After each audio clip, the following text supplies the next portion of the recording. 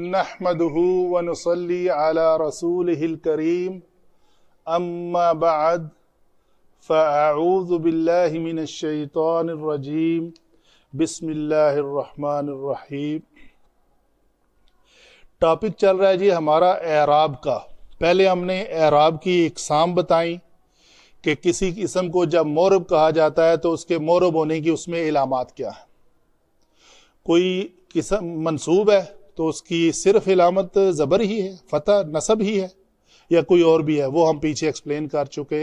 اسماء میں بھی علامات کو ایکسپلین کیا اور افعال میں بھی کیا، اکٹھا لیکچر تھا وہ۔ اس کے بعد ہم نے اسماء کے اندر جو اعراب مقدرہ ہیں وہ ہم نے ایکسپلین کیے، اور جو ظاہرہ ہیں وہ ایکسپلین کیے، جس میں معرب معرب منصرف اور معرب غیر منصرف۔ اس کے بعد جو مقدرہ ہیں اس کو بھی ہم نے تعذر اور ثقل اور حرکت المناسبہ کے نام سے یاد کیا۔ وہ باتیں تھی اسماء کے اندر۔ تو افعال میں سے فعل مضارع معرب ہے۔ فعل مضارع کے 14 صیغے معرب نہیں ہیں، ان میں سے 2 صیغے جو ہیں وہ مبنی ہیں۔ کون سے؟ جو جمع مونس غائب کا اور جمع مونس حاضر کے جو 2 صیغے ہیں وہ مبنی ہیں، ان میں اعراب نہیں ہے، وہ ہم پہلے ایکسپلین کر چکے ہیں۔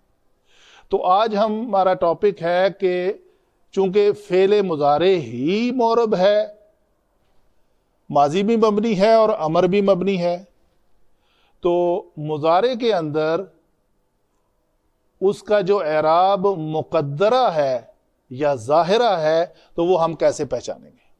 ٹھیک ہے جی۔ تو بات کرتے ہیں۔ سب سے پہلے میں نے کیا کیا ہے کہ یہ مرفوع افعال ہے، یہ منصوب افعال ہے، اور یہ مجزوم افعال ہے۔ افعال مجرور نہیں ہوتے، اسماء مجرور ہوتے ہیں۔ افعال کی یہ 3 کنڈیشن ہوتی ہیں۔ اچھا جی، جب کوئی کلمہ مرفوع ہے، مرفوع سے مراد کون سا ہے؟ مثلا ضرب یضرب سے اس کے مرفوع صیغے کتنے ہیں جی؟ یضرب، تضرب، تضرب، اضرب، نضرب۔ تو اس کے آخر میں با کے اوپر جو پیش ہے وہ ہے اس کا اعراب، تو وہ ہے اعراب ظاہری، ہمیں نظر آ رہا ہے۔ تو جو تقدیری اعراب ہے وہ کہاں ہے؟ ٹھیک ہے، تو یہ ہے تقدیری اعراب۔ جاءک یسعی، وہ آیا دوڑتا ہوا۔ تو یہ جو کلمہ ہے نا یسعی، یہ کلمہ تھا سعی یسعی، تو یسعی کے اوپر تبدیلی کیا پیدا ہوئی؟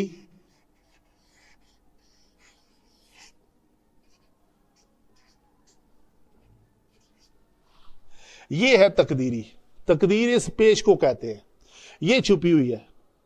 یہ کیسے چھپی ہوئی ہے؟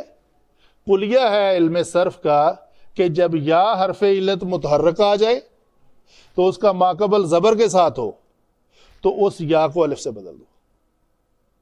زبر کی موافقت ہے کہ زبر والے حرف کے بعد کیا ہونا چاہیے؟ الف، زیر والے کے بعد کیا ہونا چاہیے؟ یا، اور پیش والے کے بعد کیا ہونا چاہیے؟ واو۔ بالعکس، واو سے پہلے پیش، یا سے پہلے زیر، اور زبر سے پہلے الف۔ تو یہ اس کو لکھنے میں لفظ یہ یسعی بنا، تو ہم کہتے ہیں جی اس کا اعراب مقدرہ ہے، چھپا ہوا ہے اس کے اندر۔ ٹھیک ہے جی۔ یہ 3 قسم کے اعراب میں نے لکھے ہیں، الف، واو اور یا۔ اچھا جی،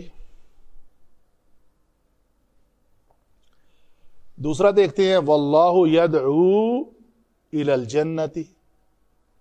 تو یدعو میں اس کا مرفوع ہونا، یہ مرفوع ہے، اس کا مرفوع ہونا مقدرہ ہے، ہمیں چھپا ہوا ہے۔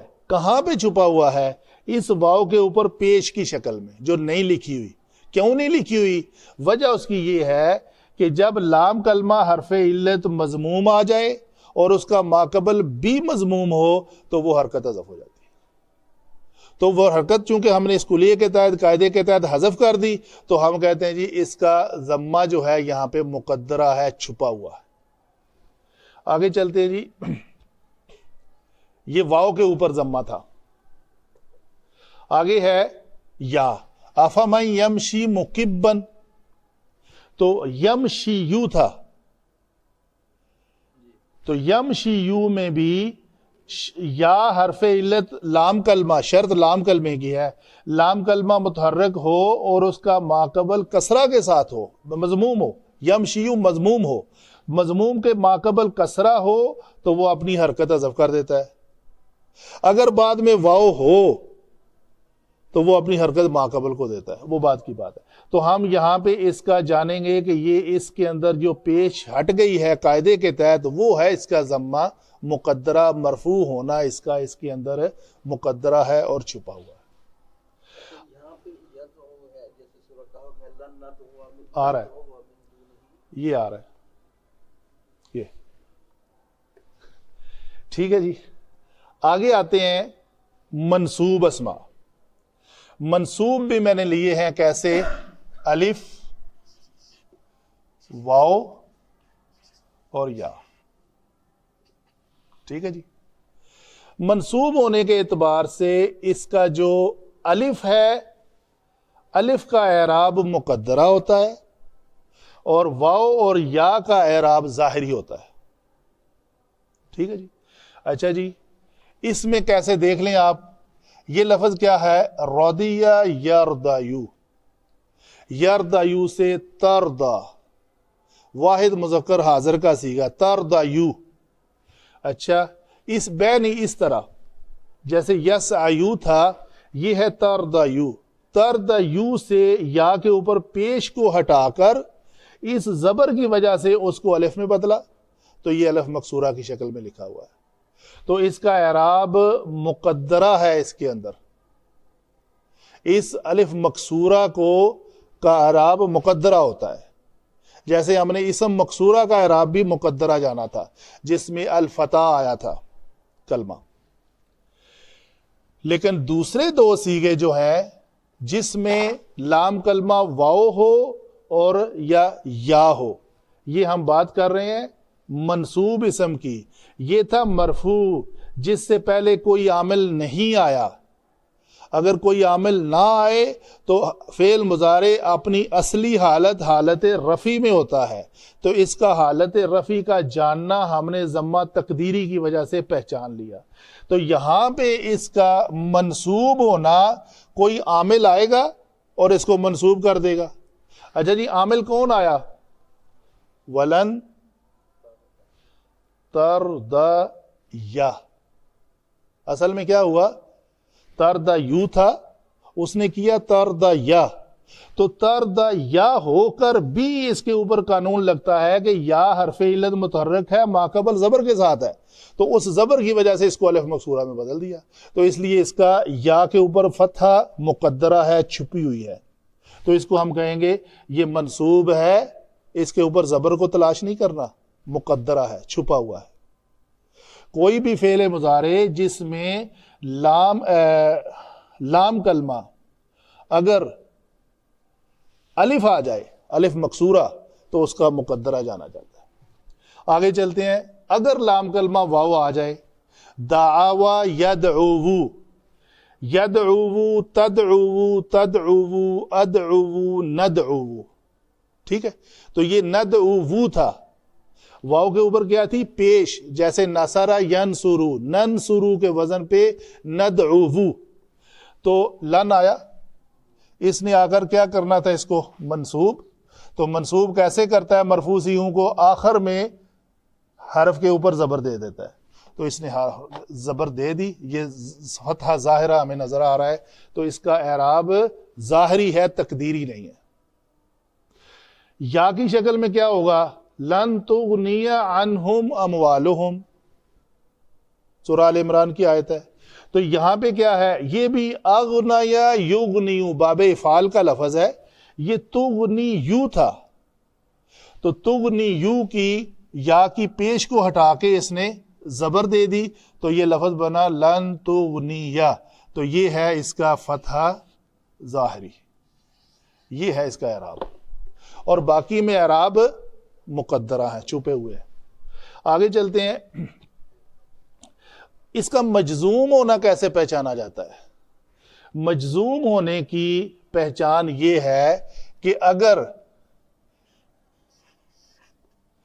آخر والا کلمہ الف، واو یا ہو، کیا ہوگا؟ وہ حذف ہو جائے گا۔ تو اس کا مجزوم ہونا حذف حرف علہ ہے، علت والا حرف۔ یہ لفظ کیا تھا؟ ترا، آگے الف مکسورہ تھا تو الف مکسورہ گر گیا، تو کیا رہ گیا باقی؟ الم ترا، الم ترا کیف فعل، وہاں پہ بھی یہی ہے، الم ترا الی الذین، آگے جو آیت ہے سورۃ الفیل میں بھی یہی لفظ ہے، تو وہاں پہ بھی اس کا مجزوم ہونا، نارمل تو ہے مجزوم ہے تو آخری حرف جزم آنی چاہیے، تو جزم نظر نہیں آ رہی، تو اس کا مجزوم ہونا یہاں پہ مقدرہ ہے۔ کیسے؟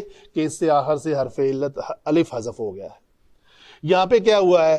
تدعو، یہ کیا تھا؟ تدعو، وہی لفظ ندعو کی طرح، تو لا آیا، یہ کون سا لا ہے؟ لائے نہیں، لائے نہیں نے آ کر کیا کیا؟ واو کو حذف کر دیا، حرف علت واو تھی اس کو حذف کر دیا، تو یہ ہے وَلَا تَدْعُوا مِن دُونِ اللَّهِ۔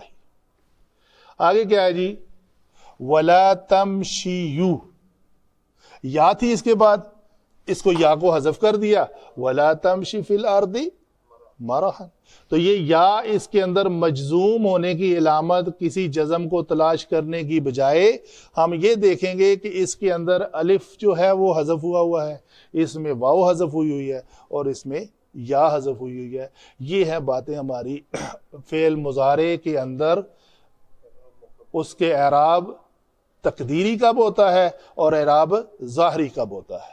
وما علینا الا البلاغ۔